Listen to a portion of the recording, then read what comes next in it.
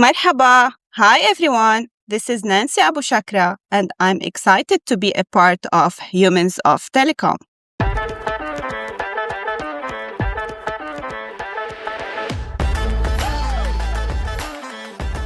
Hey everyone, a very warm welcome to Humans of Telecom, the Unplugged podcast. This is your host Anurag Aggarwal. As you all know, this is where we move beyond the usual industry conversations to really get to know the people behind telecom, their journeys, their personalities, and the stories that shape who they are today. And today's guest is someone very special to me personally. She's one of the very first people I interacted with when I stepped into the world of messaging over 12 years ago. And I've had the privilege of watching her journey up close as she's grown into an exceptional industry professional. Bold, dynamic, and always impeccably turned out. Maybe there's a reason why her colleagues fondly call her Fancy Nancy. But beyond the style is someone incredibly hardworking and a true perfectionist. And also an industry thought leader and a strong champion for women in telecom. Today, we'll be diving into that journey, the evolution, the lessons, and the person behind the persona. So, without further ado, please join me in welcoming Nancy Aboushakra, Head of Messaging and Digital Sales at Bayobab. Nancy, welcome to the show. Thank you so much for agreeing to be a part of this journey. We'd love to hear more about you. Which part of the world do you belong to? And from where are you joining this podcast today? Hi, Anurag. Firstly, thank you so much for having me in the show and for the great introduction. I'm originally from Lebanon and I grew up there. And joining you today from Dubai, where I've been living for the past 7 years for my current job at Bayobab. And maybe I would say that my journey from Lebanon to Dubai has really shaped a lot of how I see resilience, of how I see growth and opportunities. Yes, and I can imagine that right now, given all the chaos that's happening in the Middle East, I think that spirit of resilience is what is keeping everyone around you and you yourself active in a place like Dubai where there is so much action right now. Absolutely true. Yeah. And let's start by understanding your journey, Nancy. I did mention briefly that over 12 years ago, you and I connected over a call. And I still remember even that first call did leave a fairly impactful memory on my side. So I'd love to understand your journey. How did you get into the world of telecom? Was it by chance? Was it by choice? And how's the journey been so far? Well, I think remember that call as well. My journey into telecom. I posted once on LinkedIn what brought me to telecom. I was 10 years old when I heard my cousin saying engineering is for men because it requires intelligence. And I told my mom that evening that I want to become an engineer. Now, when I looked at my options, telecom felt like the most exciting and forward-looking industry. As you know, I could have done something related to fashion, which is also my passion. But I had it in me at a young age, I believe, that I wanted to break barriers. So I went to the engineering school, and during my studies, I did an internship with Monty. And apparently, I was taking my work so seriously that they offered me immediately a job. So that's really my entry point into telecom, working on VPNs, on SMPP binds, routing tables, troubleshooting, etc. And I must say that you're one of the few people who's really had that determination that, yes, I want to get into the world of telecom. A lot of people, including somebody like me, I think we stumbled into this and we just found our way through. But it's impressive to see that you actually chose this journey on your own and you made sure that you will challenge the odds around you. Amazing. And while this is more on the technical side where you started your journey, but today you're seen as a commercial business leader. So, how did that move happen from the technical side to the commercial side? True, that's true.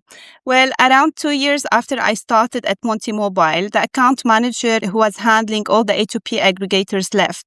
So I stepped in to handle those accounts until they hire someone.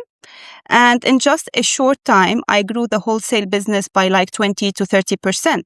So my GM asked me, who's been teaching you? And I was like, no one. So he encouraged me to switch to sales. I was reluctant because I still wanted to be that engineer who solves problems. But he said, look, you have nothing to lose. And if you don't like it, you can always go back to technical. And since then, I would say I've really enjoyed working with people than systems. And to be honest, it was really a great move at a relatively young age. I found myself building that side of business, the wholesale business, from handling it alone to having a small people of around 6 people supporting me. So it was a great move. All right. So that's impressive. A 20-30% increase in the business just when you started. So no wonder you caught your GM's eye. But tell me something, has that been the most impactful or memorable moment in your career? Or was there something in future that actually became the most memorable one? Memorable one, well, I would say there are many, but maybe a moment at MADA when we signed the first exclusivity deal and then the rest followed.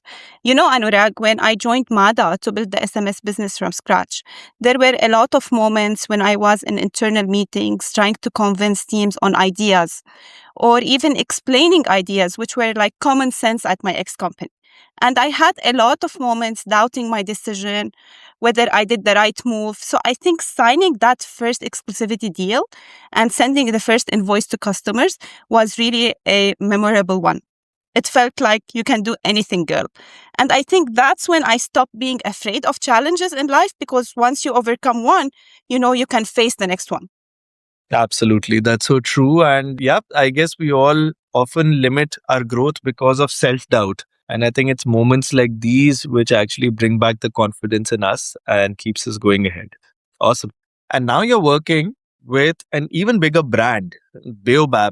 It's at the heart of the MTN group in Africa.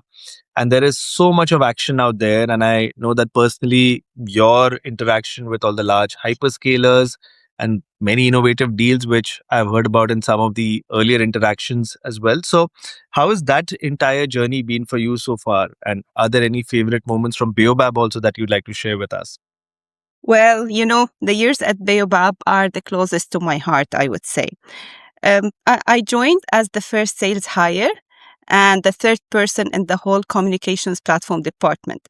So I had the chance to be of that journey from the start and to witness the growth and to be part of that growth as well by getting my promotion to lead the messaging department. One moment that is very close to my heart, I would say we were in London at the Capacity Awards dinner and we won the award for the best innovative deals with the hyperscalers. So during that year, we closed major deals with 3 hyperscalers, which are the customers I lead, as you mentioned. And that moment really felt like everything came together, like the hard work really pays off. And of course, here I have to give credits to the amazing leadership at that time who made all of this possible. Wonderful. So I think you have this repeated encounters in your ventures which you move forward, wherein you're actually initiating something new and bold. And I think that goes so well with your personality. So whether it's at Monty, where you got more involved on the A2P side, or Mada, where you brought in the first deal, or now all the deals which you're making through with all the hyperscalers and the large brands. So kudos to you, Nancy. As I said, I'm Thank very you. impressed by your journey. All right. And that's now about Nancy the professional. Let's move more towards Nancy the human. So, firstly, Nancy, we see that you're extremely active on LinkedIn. In fact, I see over the past few years, you've become even more active and vocal, which is amazing. And I've seen that you're often sharing your views on the women in the industry. And sometimes you're even posting on topics that many people may not dare to touch. So, tell us a bit more about that side of you. I love your question. You know, Anurag, I share these topics on LinkedIn whether it's like women in STEM or leadership or salary equality, because I see a pattern. And while organizations are making the effort to support women, I still believe there's a lot missing. And I can give you example. Like if a man can do like 60% of a job, he will feel confident and he will go for it. While a woman in the same situation might focus on the missing 40% and start doubting herself. And this doubt is not created in that moment, I would say. It's cumulative. It comes from years of stereotypes and what they've heard around them over all these years. Um, Another example, like during one of the courses I did at Harvard on negotiation mastery, they shared a study that women are better negotiators when they negotiate for others, but they are worse when negotiating for themselves, especially when it comes to their salaries.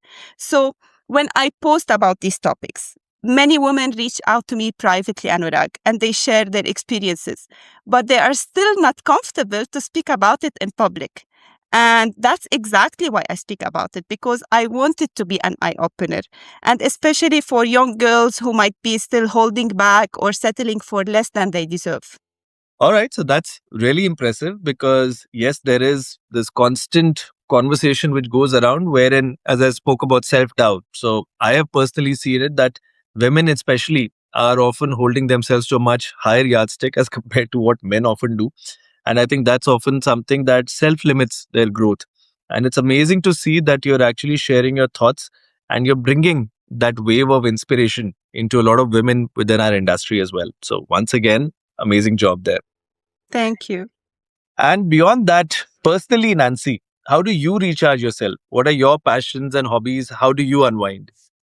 Well, I recharge in three different ways, I would say, like sports, hobbies, and self development. So I do Pilates and yoga to stay healthy and in a good shape. I love traveling and learning about new cultures, and I try to do new countries every year. And I make sure to attend seminars or workshops as part of my personal development. So you might see me many weekends attending such events instead of partying or going to beach. Of course, I still party and go to beach, but yeah, I use some of my weekends to attend such events. And obviously, as you know, like my love to fashion applied everywhere. Like I apply my love to fashion everywhere. Awesome. I think that's an amazing mix of activities that keeps you quite up and going. So that's impressive. All right. And now we come to a very interesting part of our discussion. So, two truths and a lie. You need to share three interesting statements with us about yourself. And I don't think for fancy Nancy, that's a problem. I know there's a lot which you have to share. And two of them have to be truths. One of them has to be a lie. And I'll work on guessing which one of them is a lie. So, what are your three statements? Okay, let me try to make it a bit hard for you.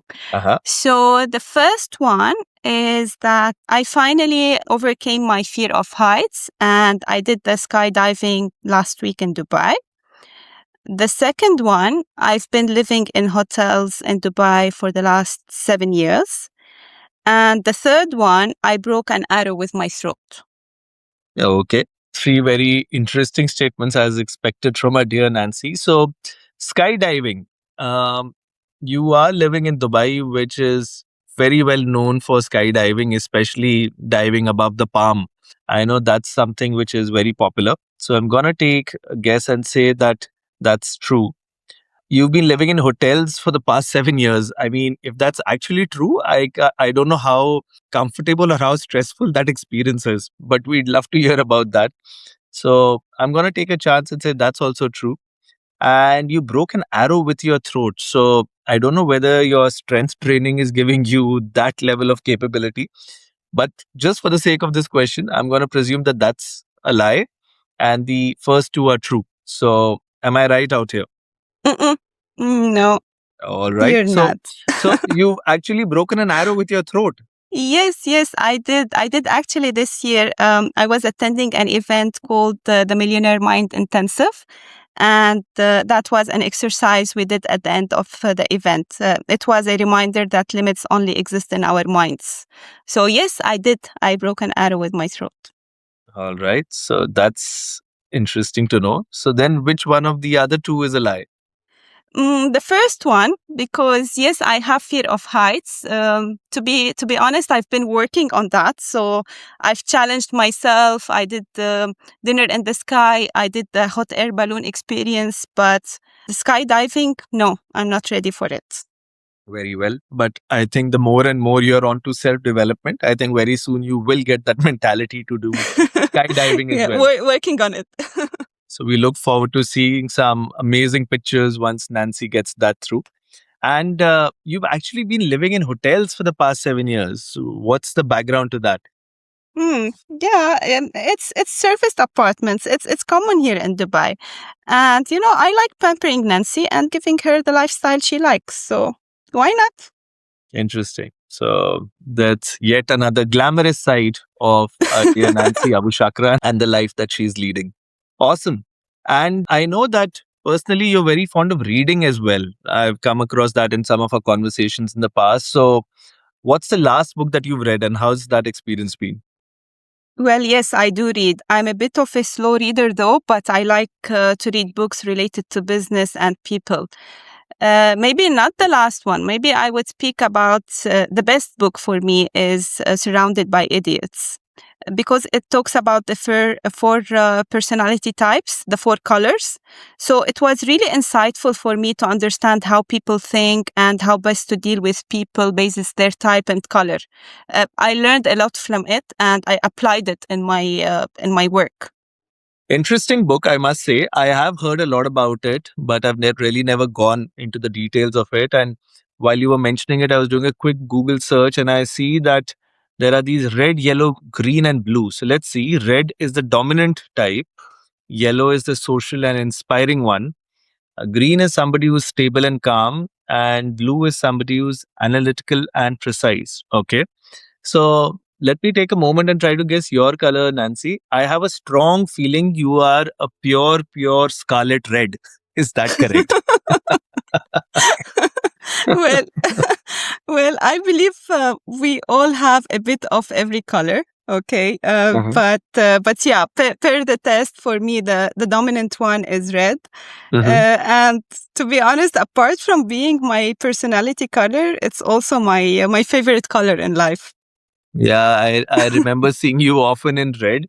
And for the Yes. listeners, so the red color signifies a dominant personality, somebody who's fast paced, task oriented, competitive, and direct.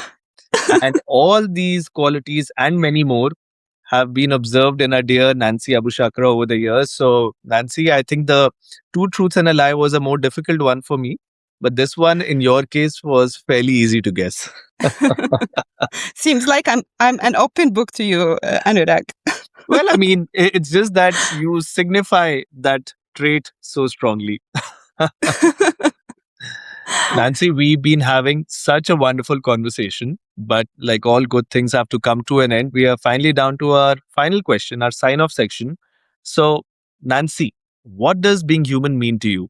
What kind of a human being would you want the world to remember you as? Well, being human to me means like being empathetic, doing good to people when no one is watching, not hurting others to go up the ladder, and also not judging others because, Anurag, we don't know what they have been through in life.